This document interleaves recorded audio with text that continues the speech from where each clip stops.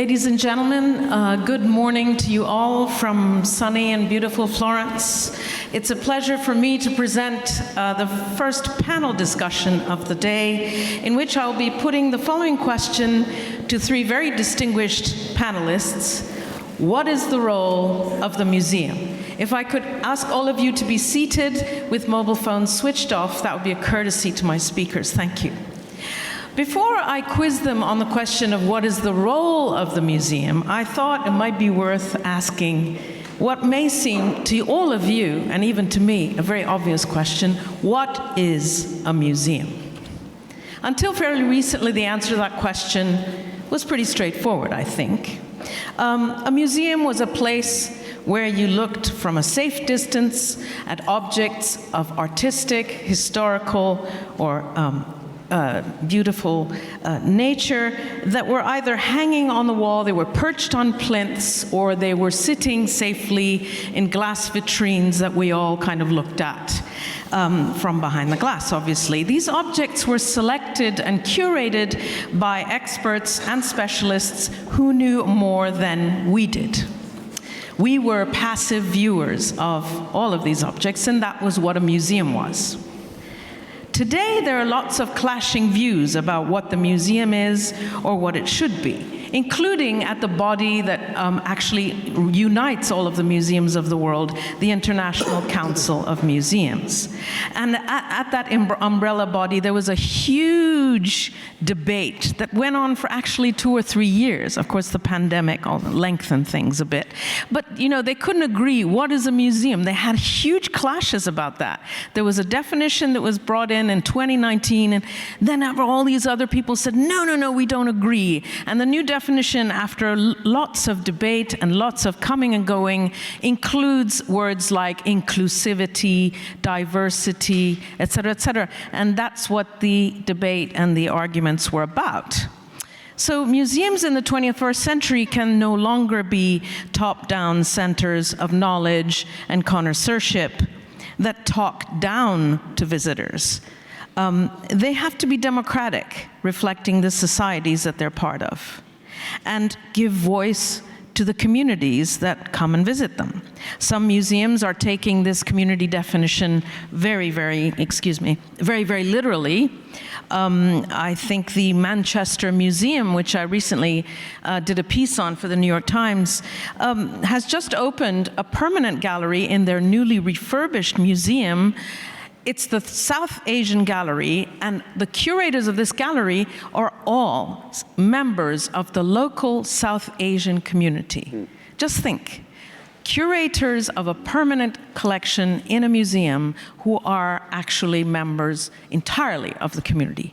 And by the way, some of the objects are from the British Museum. I mean, there are some historic objects in there, but they're chosen by the people themselves. Manchester is also recruiting for a social justice manager. I mean, what is a social justice manager to do in a museum, you might ask? We don't know, we're about to find out.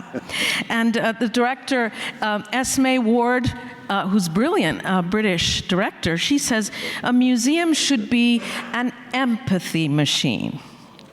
So I turn to my first and very distinguished guest. I have a very great team up here this morning. I have to say, very proud to be up here with these gentlemen. Adam Weinberg, you have been the director of the Whitney Museum of American Art for 20 years. I think that really deserves extraordinary plaudits and applause, which you will get at the end of this session.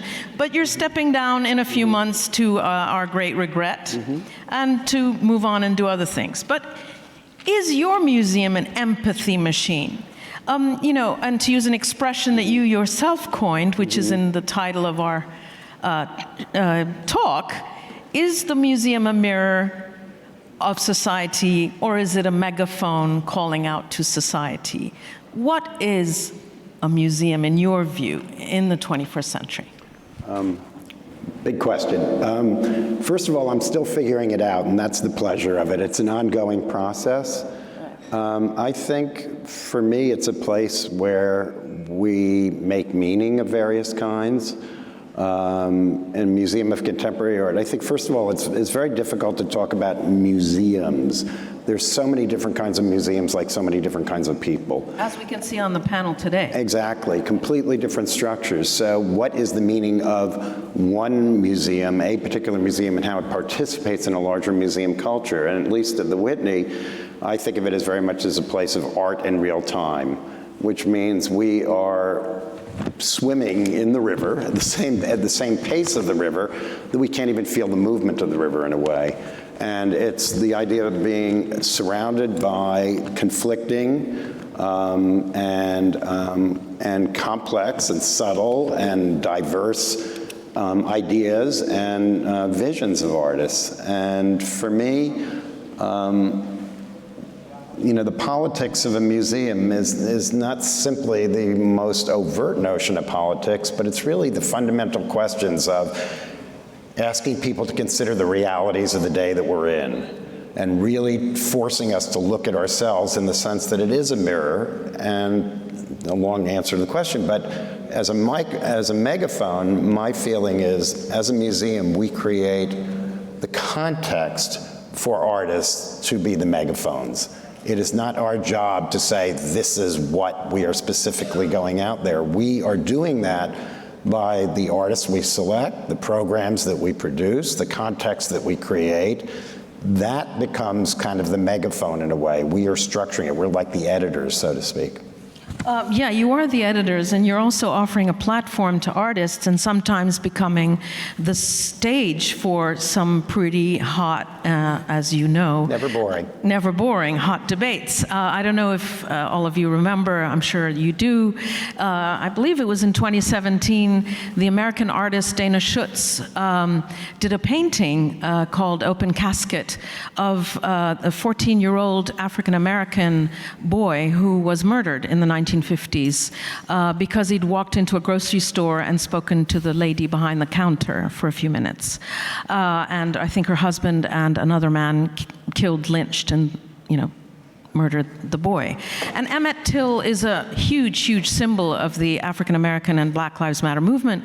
And there was a peaceful protest in front of this painting at the Whitney Biennial, which is, of course, held every 2 years, and this African-American young man, activist and artist, stood up and he wore a t-shirt with slogans on it saying, "You're stealing our stories, you are making money from black pain," etc. And then there was a petition going around the world, 100 people signed it, I think, saying this painting should be destroyed. And so the Whitney became, a pretty how should we say, a hotbed, like a lightning rod, and a kind of hotbed of the debate around race. And so how did you handle that? And how does that define what a museum is, or redefine? I remember during one of the many protests, because the Whitney... Louder, I'm sorry. I could say that during the many protests of the Whitney, which happen fairly regularly. We don't go out to seek the protests happen. And one of my trustees said to me, "Adam, you always say the Whitney Museum needs to be part of the conversation, but that means you don't always get to decide what the conversation is." And I think the conversation around Dana Schutz's painting, it raised all the questions of what is a museum, whose cultural property is it, who has a right to say what and in what context. And those are really engaging questions. It was not an easy time for us, but I would say it was a really meaningful time. And it was a time where we really looked at what we were doing. We had a lot of internal debates. We decided not to take the painting down because we felt that it was the stimulus for the debate, and that to take it down was to actually to remove ourselves from the conversation. Right. Sorry about the shameless plug, but Takedown is the title of a book I wrote about these very topics last year. So Adam, yeah, that's interesting. Aric, I wanted to get your take on what the museum should be, and your museum, the new museum, is it the new Instituut in Rotterdam? You were saying is sort of looking at obviously what the museum should be, but you wrote to me in response to my questions, and you said the museum is neither a mirror nor a megaphone. Is a sort of, you're kind of coming up with a new definition. It's like a laboratory. Can I get you to explain what you mean? Yeah. Well, I think in terms of this mirror or megaphone sort of question, I think museums, can and should be both mirrors and megaphones, but maybe perhaps more to the point, we should be asking ourselves if we can actually be even more than that. At the New Institute, we are moving more and more towards becoming a testing ground. The idea being, at a time when institutions or cultural institutions are rightly turning our attentions to all the sort of social and ecological crises and urgencies that seem to be sort of endless, and we should be doing that. We should be asking ourselves also, though, can we be more than just places of discussion, debate, presentation, posing questions and raising awareness and, issuing oftentimes vague calls to action. I think, So when you say, but I mean, I'm trying to understand what you mean by testing ground, because I mean, what does that mean practically? So how can you be a testing? So I mean, so the idea is, can we take what we learn and what we come up with in these debates, in the sort of research that we do and that others do, and actually begin to enact them? We do a lot of speculating these days. Can we engage in a form of enacted speculation where these ideas are not just being discussed, they're not just being exhibited, but we actually try them on ourselves, because I think we need to remember that cultural institutions, we occupy this very special, to misuse the term, third space, where we're sort of outside of government. We're not the private or commercial sector. I mean, we're all different, but more or less. And so we don't have the same constraints, limitations, and agendas that government and private sector have. So we can kind of do things that they can't, or do things more quickly that they can't. Can I get specific examples? Like, what do you do? I mean, do you do performances yourself when it's a performance art, or like, what do you do? No, so we, I mean, I guess maybe this is also somewhat specific to being a design and architecture. So we're the Netherlands National Museum and Institute for Architecture, Design, and Digital Culture. So coming from the sort of design and architecture background, let's say, there is a longer tradition which we've kind of lost, but which we're hoping to kind of bring back now, of being more engaging with society. If you look at the history of design museums, especially. So with us, one example is one of our researchers, in collaboration with many others, has developed this idea called the ZOOP. Long story short, it's a framework for bringing non-human interests and voices into organizational decision-making processes as a way of ensuring more ecologically regenerative practices. Non-human voices into the decision-making. You mean like animals decide your decision? Bacteria, AI, all of that stuff. So, so this is building on a lot that's been going on, the sort of rights of nature movement, But how can a bacteria decide on what you're supposed to be doing? I don't get it. So there's a whole methodology to this. We've spun the ZOOP off into an independent nonprofit foundation and institute. They have now appointed what's called a speaker for the living to our board of directors. There's all these baseline assessments that are done, internal working groups, and so on and so forth. But and this is meant to be adaptable to any kind of organization. And once again, it's building on a lot of ideas and discourses that are out there, like rights of nature, returning to indigenous knowledges, the sort of post-human, more than human, non-human centric ways of thinking that many people are talking about now. And it's a way of almost bureaucratizing that. So for us, the idea is, let's not just propose this, let's actually just try it, because we can. We'll try it, we see how it goes. Some of you were laughing. I was laughing also the first time, like I was presented with this. This sounded a little weird to me also, but then I thought about it, and when you talk about making change, right? The big changes that happen in society, they always seem a little bit weird or even inconceivable at first. But they're only weird and inconceivable until they become real. when once they're real, and if they kind of work, they become obvious or even normal. So I think the role of the cultural institution is to sort of experiment in that space between weird / inconceivable and real, to become a kind of societal testing ground and sort of move the discussion forward, because I don't know that it's that productive to just, again, be debating, discussing, posing questions and raising awareness anymore.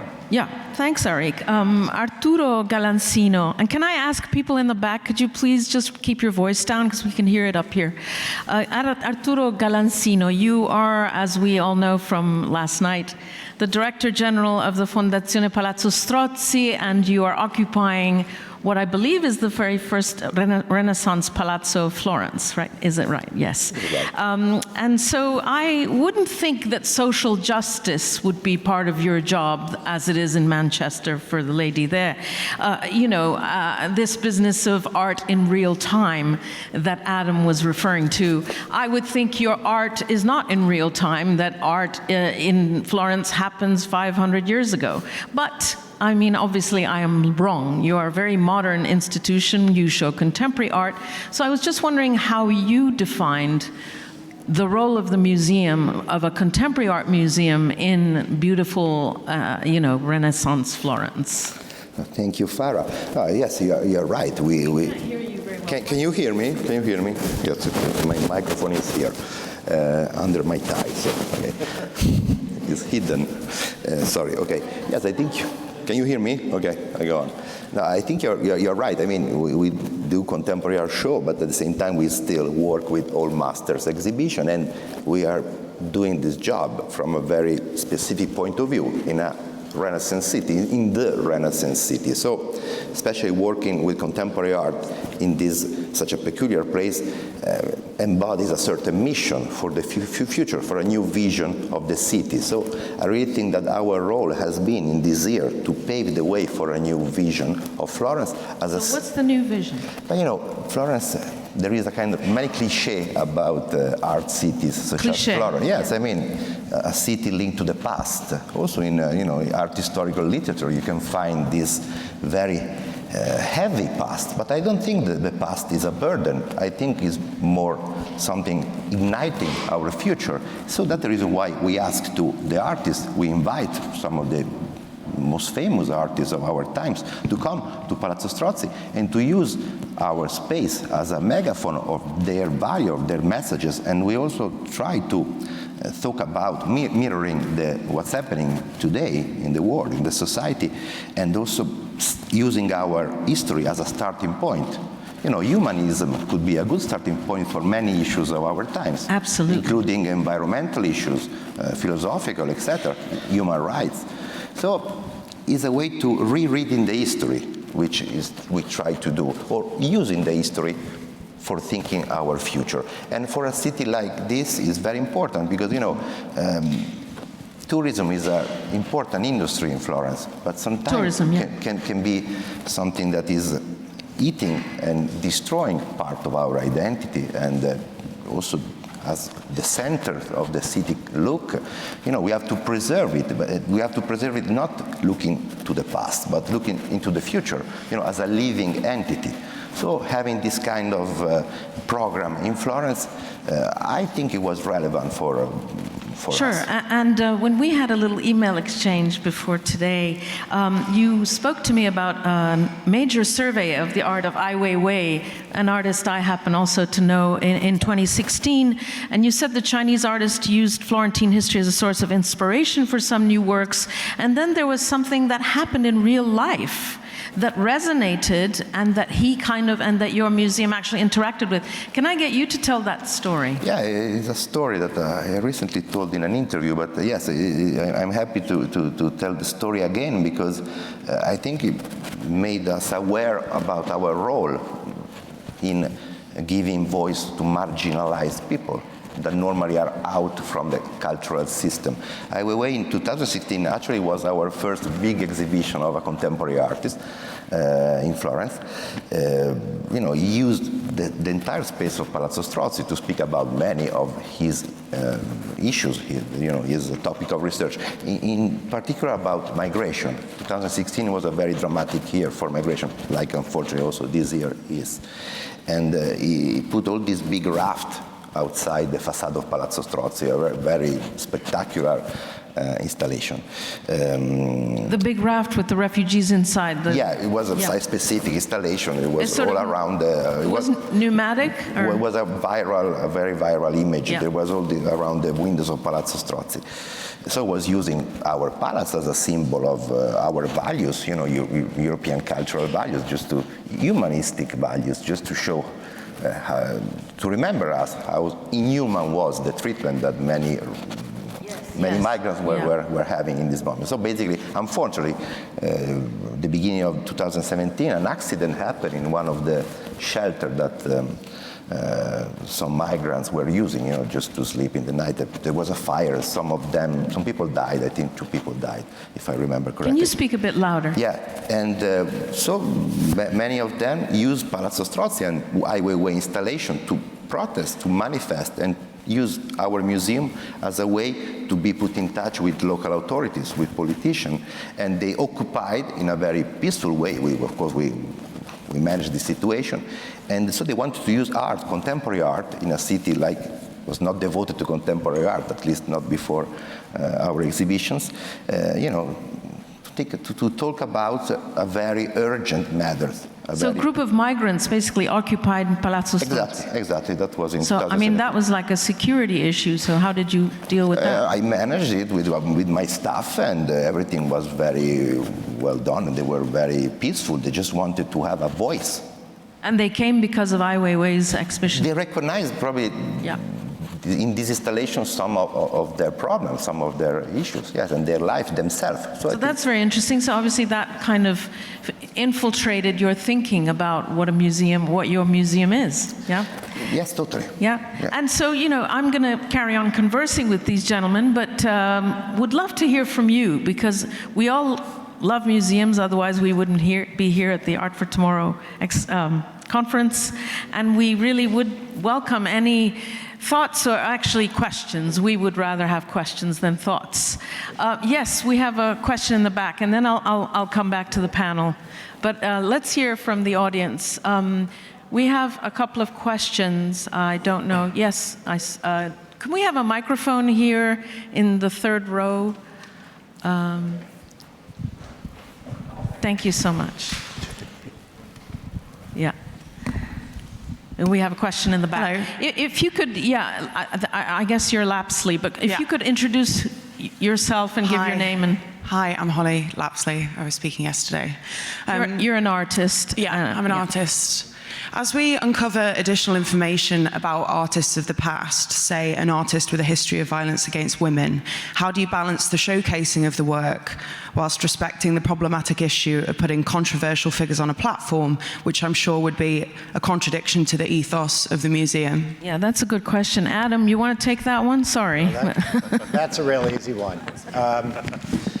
I think that it's about being transparent about the artists and their lives in a way. I think that, if you go around criticizing every single person, in the end you won't be showing anything in a museum, and that would be a bit challenging. So I think what you do is you accept that all artists are imperfect. Some are a lot more imperfect than others, and maybe there are a few that are a little bit more righteous, but I think that what you do is you treat it honestly and openly, and then let people judge for themselves. I think if you take it off of you're not giving people a chance to do it. And it's not that I happen to agree with somebody's ethics or whatever, but I think it's just trying to be open about it. Let there be a conversation.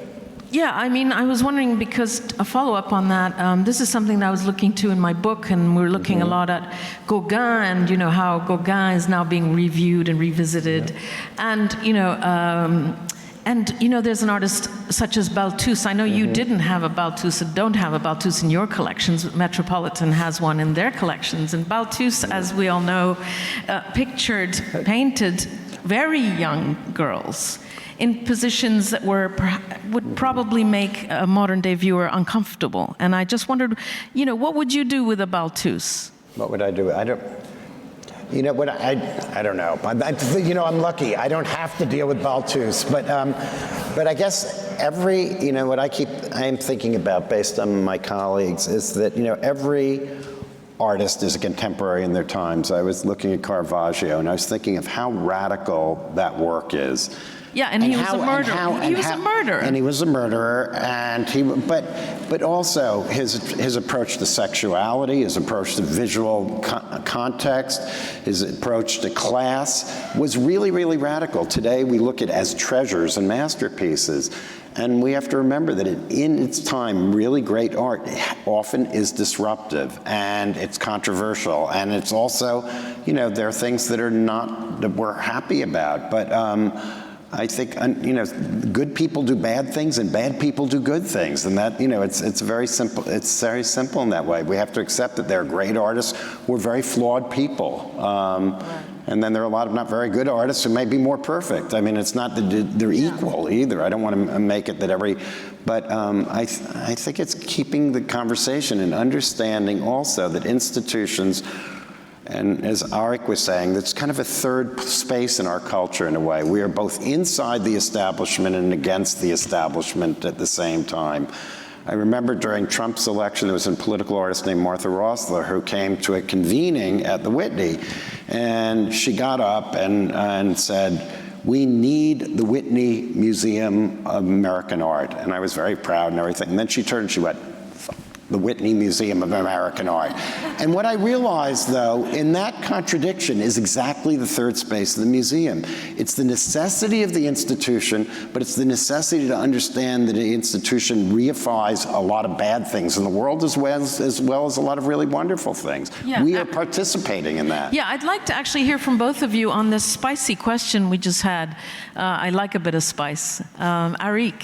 Well, I mean, maybe just more broadly speaking, you know, I think we need to become more comfortable with the fact that we are no longer in a time when it's possible to think or talk in singular narratives. There's not one story about anything. And this is not just about diversity and inclusion, but also the broader notion of multivocality, right? And the fact that every story has multiple stories built within it. So when it comes to like, museums and even institutional practices, you know, as we kind of sort of decenter that sort of, you know, traditional curatorial authority that you were talking about with the example of Manchester. The question then is, how do we embed these within institutional practices? You know, so I mean, this just reminds me of something that we're doing. In terms of decolonizing our collection, we hold the Dutch State Archive and Collection for Architecture and Urban Planning. And of course, the Netherlands has a very long colonial history, which is not spoken about as much as other colonial legacies. But though that's changing. But it's also about developing a series of sort of tools for sort of annotating historical records and also bringing in other voices and other perspectives that then accumulate on the, taking down or destroying the Dana Schutz work is not going to make it disappear, right? No. So it's about adding other perspectives rather than, Arturo, I mean, again, you are in this exceptional position of being in Florence, as I said, a city which is constantly associated with the Renaissance. But how are you dealing with these questions of artists who were bad boys? Because they were usually boys, unfortunately. They were bad boys. They were very bad. They were very bad. Often very, very bad, yeah. you know. But, you know, I think Adam said, you know, this is part of our mission Speak louder. It's part of our mission to, you know, try to. This is also we start a little bit at the beginning of the role of museum. You know, research is important in this sense. You know, to try to explain in a good way why these people had a different way of living, different values, different ethos compared to us. So I think this is our historical task. So it's very difficult to justify some attitudes sometimes, of course, and we don't have to do it, but we have to explain some attitudes of the artists and to put them in the right historical context, because of course history changed a lot during the century. So when you have to deal with an artist living in the 15th century, our task is to explain why life, society, and values were different compared to our. Just that. Maybe it's a little bit too simple, but this is a very difficult task in any case. Great.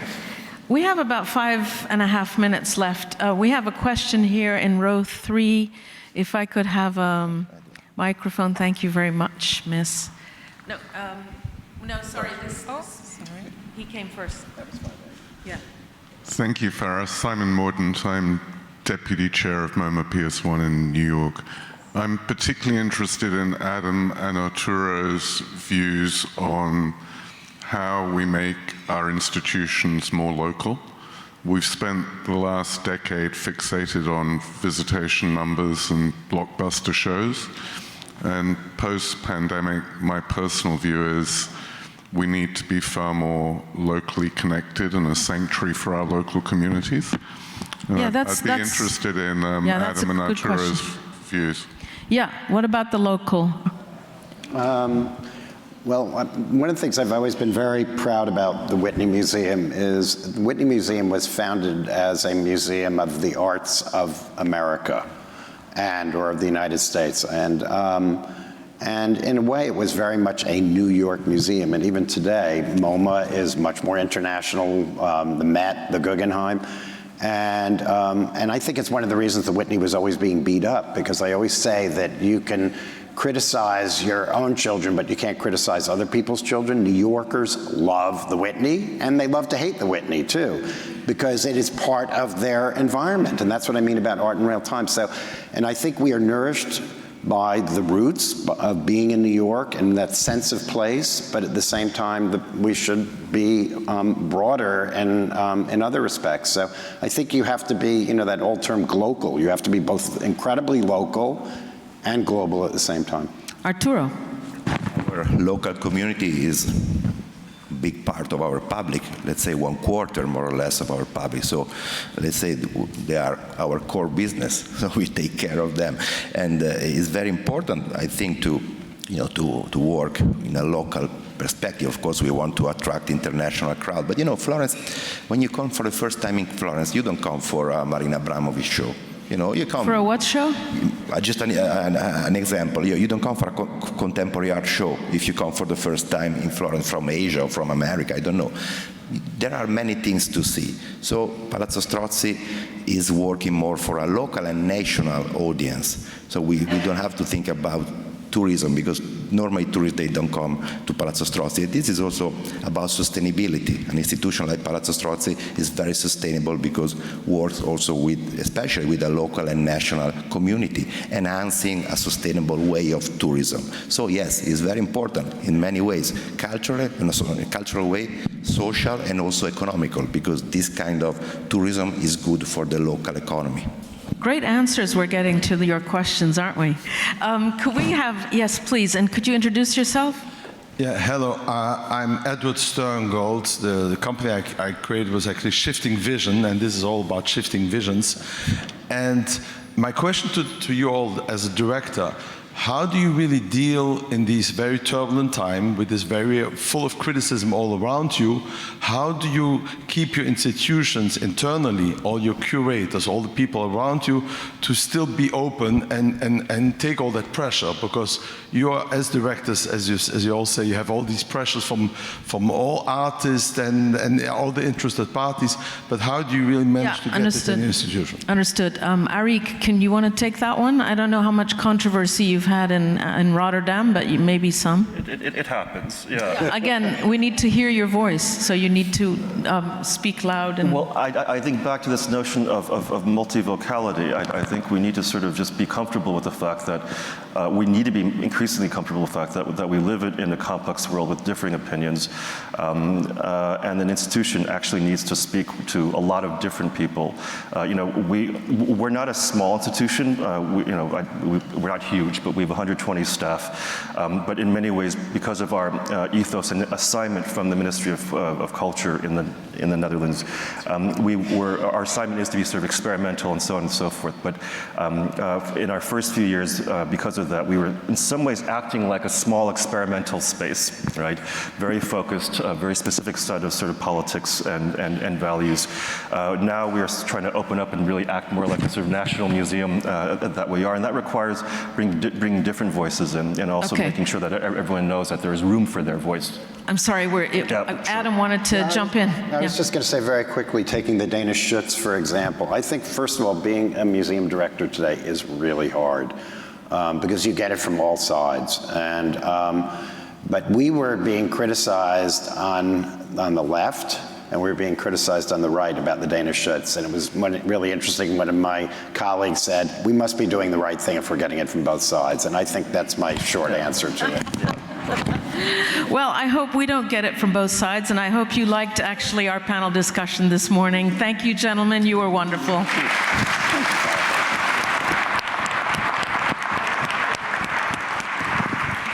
And I believe I'm now introducing my colleague Rosalind Sulkas, who will be taking us to the next destination. Thank you, ladies and gentlemen.